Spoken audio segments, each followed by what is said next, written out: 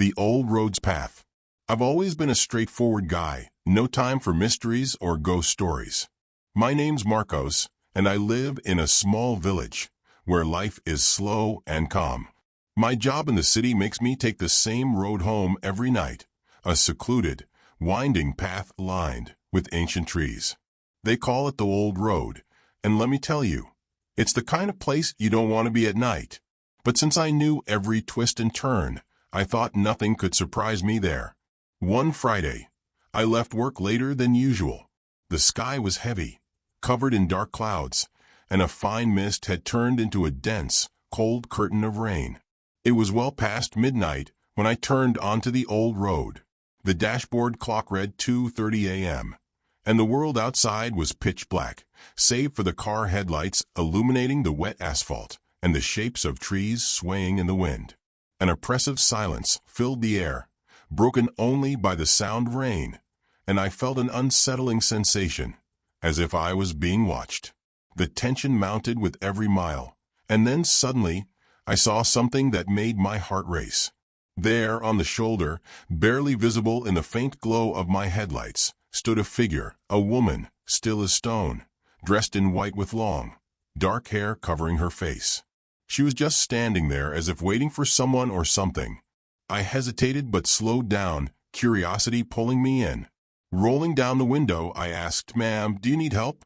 She didn't respond or move. She looked like a statue, and her silence was unsettling. Swallowing hard, I continued driving slowly, waiting for her to give some kind of signal. But as I got closer, she simply vanished, as if swallowed by the night. I looked in the rearview mirror, confused. The shoulder was empty. Must be the fatigue, I thought, trying to convince myself it was just my tired mind playing tricks. I pressed the accelerator, eager to leave that place behind. But at every turn, there she was again, always on the side of the road, standing in the rain, her hair covering her face like a persistent shadow. It was as if the road itself was mocking me, reminding me of her presence. With each sighting, my fear grew. I knew this wasn't normal. I sped up even more, ignoring the slippery road and the dangerous turns, determined to get as far away as possible. But around one of the final curves, there she was again, this time standing in the middle of the road.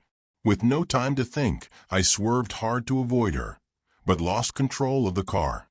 It veered off the road and slid down a small embankment before coming to a stop. My head hit the steering wheel, and everything went black. When I came to, the rain was still pouring, cold and relentless. I tried to pull myself together, but an eerie feeling washed over me. I sensed a presence beside me. That's when I looked over to the passenger seat. There she was, sitting right next to me, her wet hair long and obscuring her face. This time, I could see her eyes, hollow, devoid of life, like two empty voids. She slowly turned to me, and the tension was thick enough to slice. In a soft, almost distant whisper, she said, "You shouldn't have come this way." Each word seemed to weigh on me, pinning me to the seat.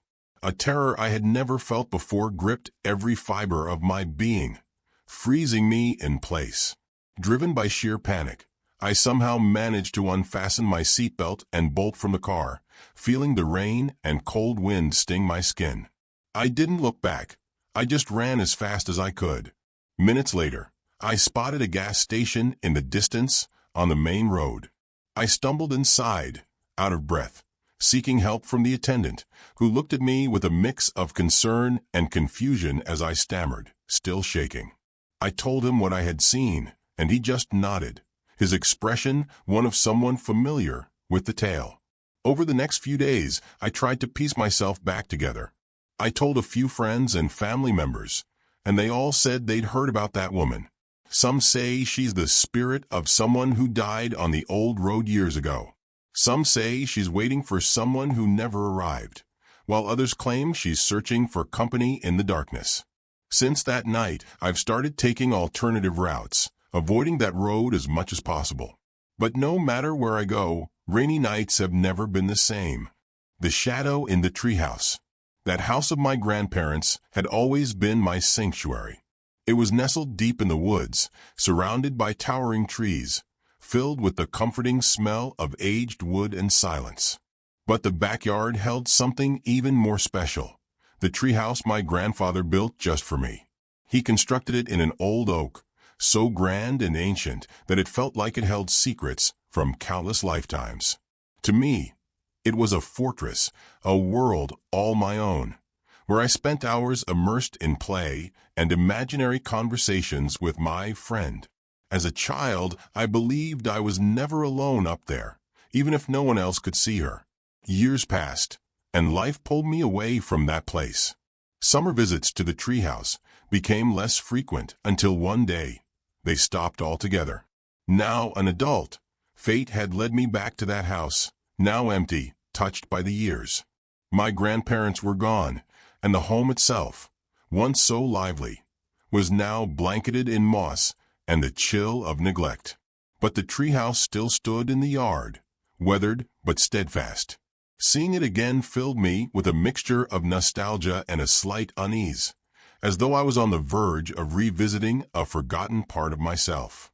Climbing the old wooden ladder, each creak seemed like a warning, an objection to my presence after all these years. When I reached the top, I carefully pushed the door open. Inside, everything was as I'd left it. Old toys, chalk drawings on the walls, little marks I'd made as a child. But looking closer, I noticed something odd, words I didn't remember writing. Among my childish scrawls, there were sentences written in my own handwriting. Why did you leave me here? And come back to play with me? How did those words get there?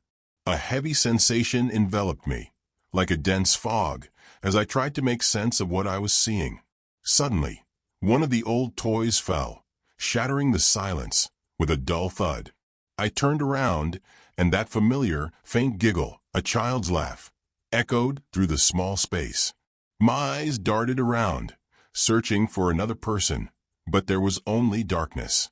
Memories of my imaginary friend from years before came rushing back, and an uncomfortable realization took hold. Perhaps she had never been imaginary after all. I decided it was time to leave, but as I made my way to the door, I felt a presence at my side. In the darkest corner of the treehouse stood a figure, a young girl, dressed simply, almost like I used to dress as a child. Her face was obscured by shadows, yet I could feel her eyes on me, sad and accusing. Panic surged through me, and I scrambled down the ladder, nearly slipping in my haste, unwilling to look back. Once on the ground, I turned to the treehouse and saw her, still standing at the top, watching me with an expression of hurt and abandonment. It was as if I'd left a part of myself trapped up there, a part that now demanded acknowledgement, like a forgotten shadow. Returning to the city was an attempt to leave it all behind, but the girl's presence followed. Nightmares began to haunt my sleep, pulling me back to the treehouse. In every dream, I'd find myself climbing back up, and each time, she seemed closer. Sometimes, I caught glimpses of her face, my own face, yet filled with sorrow and a silent anger. On certain nights, I could feel her cold touch on my skin, and I'd wake with that chill lingering, as real as if someone had touched me. Determined to find answers, I went back and sought out an old neighbor who had lived in the area his entire life. I told him about the dreams and the girl who seemed to follow me. He listened in silence, then asked if I'd left anything important behind in that treehouse. The only thing I could think of was my imaginary friend, the presence I had once played with and confided in. The old man, with a somber look, suggested that perhaps the spirit of that friend was still there, trapped and feeling abandoned. Since that conversation, I've never returned. But the shadow of that girl seems to accompany me wherever I go. Sometimes I wake in the middle of the night, convinced someone is standing by my bed, silently watching, patiently waiting for me to acknowledge her. And with every dream that takes me back to the treehouse, her presence grows stronger, as though the past itself is reaching out, pulling me back toward that hidden part of my childhood. The voice in the basement. I'm Felipe, and this story begins when I inherited my grandparents' old house. I grew up there, in a quiet little town, surrounded by towering trees and an ever-present silence. Even as a kid, the basement filled me with a kind of dread I could never explain, as if something was hidden there that I was never meant to uncover. Back then, my brother Ricardo and I would play all around the house, but we always avoided the basement. He was my best friend, braver than me in every way. When he passed away, the house felt darker. The memory of our laughter haunted every room, and the basement became a painful symbol of the grief that lingered. As the years went by, our parents also passed on, leaving the house to me. Reluctantly, I returned to renovate it, hoping it would help me face the memories I had left behind. Bit by bit, the house began to change. With every wall painted and room rearranged, it felt as though I was bringing something new to life. Yet the basement remained untouched, as if holding tightly to all the memories I couldn't bear to confront. I avoided that door, the corridor, and the secret that lay beneath. But a few nights after the renovations, I started hearing sounds. At first, I chalked it up to the natural creaks of an old house. But each night, the noise grew louder, more insistent, like something was calling for me.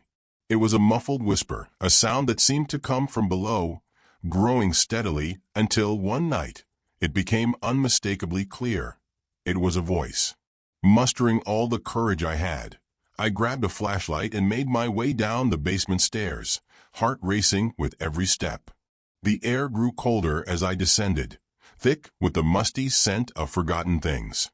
Shining my light around the basement, I noticed strange scratches on the walls, deep markings that I had never seen before, as if someone or something had tried to leave a message. Moving closer, I spotted faded words on the wall, almost completely worn away by time. I'm waiting. Why did you take so long? The message seemed heavy with sorrow, as though someone had been waiting in that place for ages. My hands shook as I read it, trying to make sense of it all. And that's when I heard a soft, familiar voice drifting out from the shadows. Felipe. I staggered back, feeling a chill pierce through me. That voice, there was no mistaking it.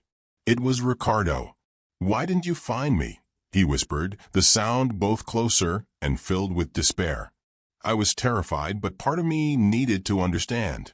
Frantically, I began digging through old boxes in the basement, hoping to find some clue.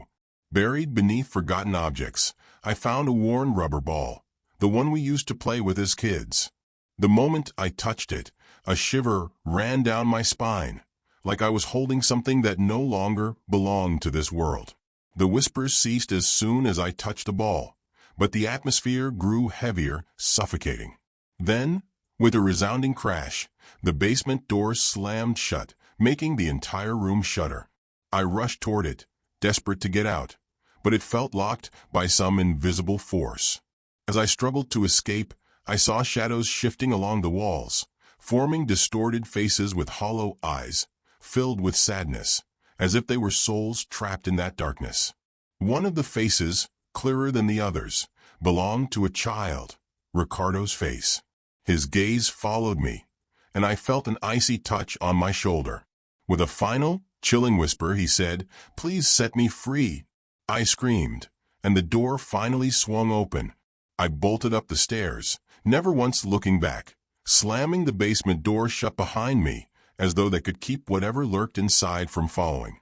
Since that night, I haven't set foot in the basement. Every time I pass by the corridor, a shiver runs down my spine, and the hairs on my neck stand on end. It feels as though Ricardo is still down there, trapped, waiting for me to release him in a way I may never understand. The house is now just an empty shell, a place where the past insists on lingering, where time seems to have stopped, holding on to the echoes of a childhood that will never be whole again.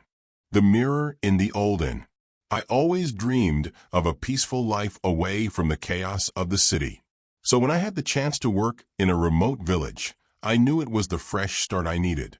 The village felt like something out of an old film, with cobbled streets, dark wooden houses, and a thick, mysterious silence hanging in the air.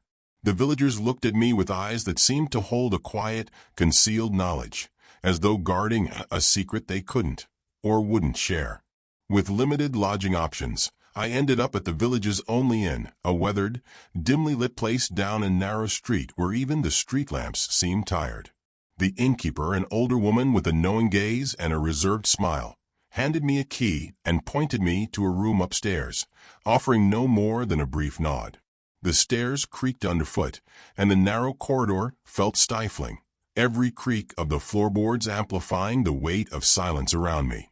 Upon entering my room, one thing immediately caught my attention: a massive, ancient mirror. Its dark, carved wooden frame commanded the room, almost like a presence, watching rather than reflecting. Its heavy aura filled me with unease, as if it existed not for my reflection, but to study me. That first night, sleep was elusive. The mirror seemed to pull at me, demanding attention even with my eyes closed. Every time I glanced at it, I could swear there was something shifting within, an undefined shadow edging closer. My dreams were plagued by disturbing images, all featuring the mirror and a faint, ghostly figure watching me from the other side. The following evening, I decided to face the mirror. Leaning in close, I noticed an almost faded inscription carved into the frame: "What you see is me." A chill ran through me, and an unsettling sensation filled my gut. That night, a figure, a woman with a vacant, sorrowful expression, haunted my dreams, calling to me from the mirror's depths. I awoke drenched in sweat, and to fend off the dread, I covered the mirror with a bedsheet. Yet, in the dead of night, I was awakened by a faint, persistent sound. When I looked up, I saw the sheet had fallen to the floor, revealing the mirror once more. In the reflection, I saw something horrifying: a shadowy figure lurking in the background, its hollow, sorrow-filled eyes staring straight at me. It seemed to be waiting, and then it whispered, "Free me. I'm trapped." The next morning, I sought out the innkeeper, desperate for answers. She gave me a strange smile and, with an unsettling calm, said, "Ah, the mirror? It's been here for generations. Some say it holds souls, or fragments of them." Her indifference to something so dark made my blood run cold. This was no mere story. Returning to my room, I noticed a new crack down the center of the mirror that hadn't been there before, a thin fissure slicing through the glass from top to bottom. The mirror seemed to pulse, as though something within it was struggling to break free. That crack was a sign, a warning, that something was indeed trapped inside. And in some way, maybe I was becoming entangled in its grasp. After that night, I couldn't shake the feeling that the mirror was following me. Over the next few days, whenever I passed a reflective surface, a shop window, a darkened pane of glass, I caught fleeting glimpses of a shadowy figure watching from afar.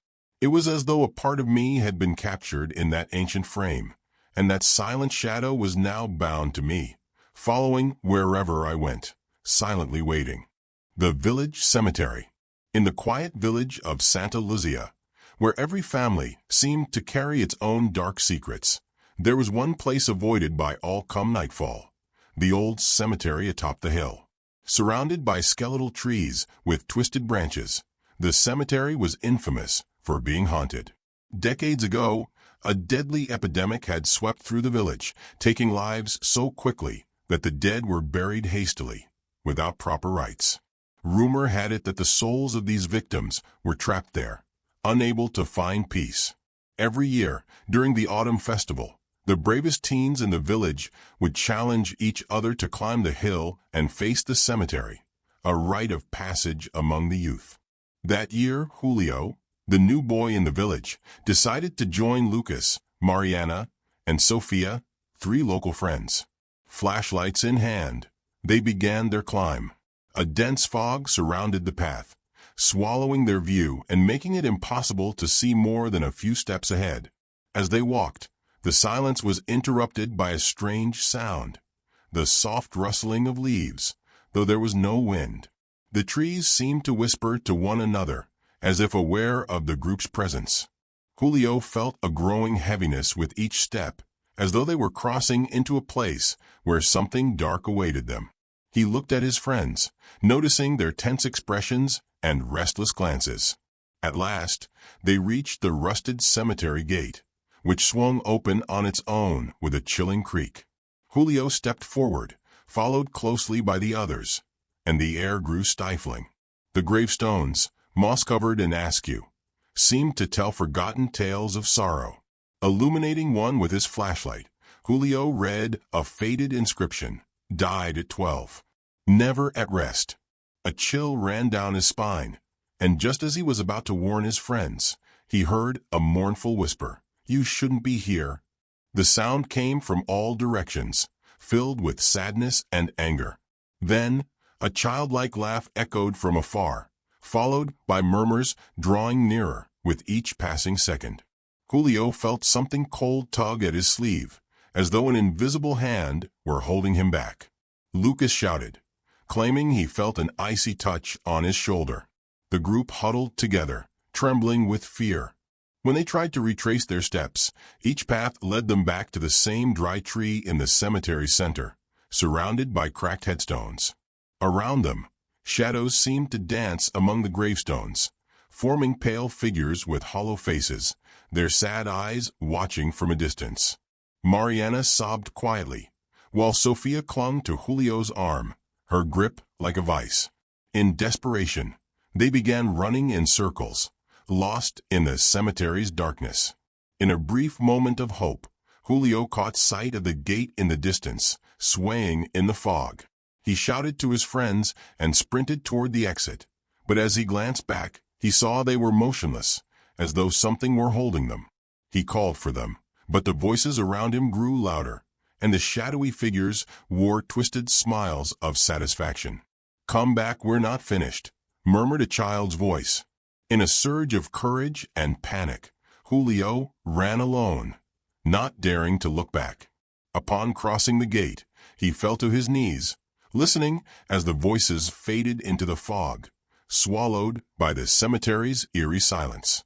He looked back one last time, hoping to see his friends, but the cemetery was once again shrouded in its somber stillness. Back in the village, he frantically sought help from the adults. They climbed the hill with him, but the cemetery was empty. There was no trace of his friends. Days passed, and the villagers whispered of that fateful night. Julio knew he would never be able to forget it. Whenever night fell and the village lay silent, he would hear faint children's laughter carried by the wind, and each time his name was softly called, a chill would grip him. "Julio, why did you leave us?" The girl in the well. I've worked as a plumber for years, seen some strange places, but nothing could prepare me for what I experienced on that isolated farm. It was a sweltering summer afternoon when I got a call to fix an old well tucked away on a forgotten patch of land.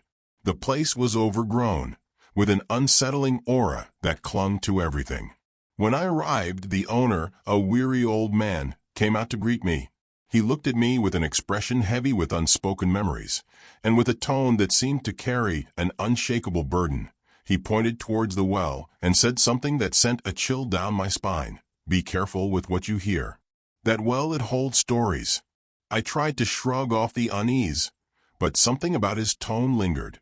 As I approached the well, I could feel its strangeness in the air around it. It was ancient, with weathered stones that felt cold to the touch despite the heat. On the edge, I noticed small scratch marks, as if tiny hands had clawed at the stones in desperation. Taking a deep breath, I tried to push away my discomfort and prepared my tools. As I shone my flashlight into the well's depths, I heard a faint, muffled sound, a distant childlike laugh carried on the wind. My heart pounded, and I fought the urge to ignore it. I told myself it was just an animal trapped down there, but then the laugh shifted into a soft, delicate whisper. "Come play." Every instinct told me to leave, but the job had to get done. I focused on checking the well's structure, securing the old metalwork and examining the walls, but the whisper circled me like an endless echo. It was laced with sadness, filling me with a sense of foreboding that I couldn't shake. Without thinking, I called out, "Is someone there?" Silence fell over everything. The air turned icy, the kind of cold that gnaws at your insides. Down at the bottom, the water started to bubble gently, as if something were moving beneath the surface, hidden in the dark. Leaning closer, I felt an ice-cold touch on my shoulder. I spun around, but no one was there. From a distance, I noticed the old man watching, his face unreadable. He approached slowly and spoke in a low voice. "My daughter, she fell in the well while playing, and we never found her. Since then, I hear her voice." His words hit me like a punch. I pictured it, a little girl, innocent, trapped at the bottom of that dark, cold place, calling out for help that never came. And then, her voice echoed again, closer, more desperate this time. "I'm still here, come down." The pull of her voice was magnetic, like the well itself was calling to me. The sensation of being drawn down into that darkness was almost overpowering, but I forced myself to step back, pulling myself away from the well. The cold I felt was unlike any other, seeping deep into my bones, as though it was a part of me now. I hurried to finish the job, never glancing down into the well again. But just before I left, I couldn't resist taking one last look. There, far below in the shadows, I saw a small figure, pale and sorrowful, eyes pleading as she looked up at me. I turned and left, almost running, but that image followed me, burned into my mind. In the weeks that followed, I tried to forget what had happened, but her voice lingered, haunting me. Every night before sleep, I'd hear that familiar whisper, "Why won't you come down and play with me?" Finally, unable to bear it, I decided to return to the farm. But when I arrived, I found an empty field. There was no farm, no well, no sign of the old man. It was as though none of it had ever existed. As I stood staring at the empty space, the wind picked up, carrying that familiar, agonizing whisper, "Why won't you come down and play with me?" The truck driver on the lonely road. My name is Felipe, and I've been a truck driver for years, accustomed to the solitude of the road and the silence of the early hours. But that night, something felt different. I was on the road to Rio Claro, a route known for being dangerous and often blanketed in thick fog. My radio had stopped working, emitting nothing but static, and the fatigue was starting to weigh on me, making the journey feel even more oppressive. The headlights illuminated the empty road ahead, and the shadows of the trees created strange shapes, as if unseen eyes were watching me around every turn. In the midst of that eerie scene, I saw something that sent chills down my spine. There was a figure standing by the roadside, a lone man under the faint light of an old street lamp. He stood motionless, looking in my direction, with a slow wave and an expression that was both sad and hollow. Something compelled me to stop the truck, as if an invisible force was pulling me to help him. When he approached, I sensed a strange calmness about him. He asked for a ride in a low, almost monotone voice, and without hesitation I let him in. He settled next to me but remained silent, staring at the road with a distant look, as though he were lost in a world of memories. I tried to make conversation, but he didn't respond. He just continued with that vacant stare, as if trapped in something beyond reality. The silence between us was almost unbearable, and a growing tension filled the air. When I looked at him directly, I got a shock that made my heart skip a beat. The seat was empty. He had simply vanished, with no sign of how or where he had gone. The door was locked, and I had no idea how that was possible. As my mind tried to process what had happened, I saw him again. A few miles down the road, the same figure stood by the roadside, motionless, staring straight at me. Panic overtook me, and I hit the accelerator, determined to leave that man behind. But no matter how fast I drove, every turn seemed to bring me back to the same image, the same figure waiting for me. It was as if I were trapped in an endless cycle, with him always there, appearing out of the shadows. When I finally spotted a gas station, I braked abruptly and ran up to the attendant, desperate to understand what was going on. Breathlessly, I asked if he had seen the man on the road. The attendant, an older man with a weary look, just shook his head and said, "You saw the man on the road, didn't you? He's been out there for years. They say he was a truck driver like you. Died on a night like this. And since then, He waits for a ride that never comes. He keeps appearing, hoping for someone to finally help him rest. His words chilled me to the core. The attendant put a hand on my shoulder and simply said, "Go home. Don't look back. He's just waiting." I got back into the truck, resolved never to take that route again, but the feeling of being watched never left me. It was as if on every nighttime drive, he was still there waiting. Since then, I've had nightmares about that road. In every dream, I'm stuck with him beside me, turning to me and whispering, "Come with me." I always wake up in a cold sweat, his whisper still echoing in my mind. I've avoided that road ever since, but something tells me he's still out there, waiting around the next bend or in some dark corner of the highway. If you love mysteries and the supernatural, subscribe to the channel for more content like this. Leave a like to support the work and share with friends who are into the supernatural. Your engagement keeps these secrets alive.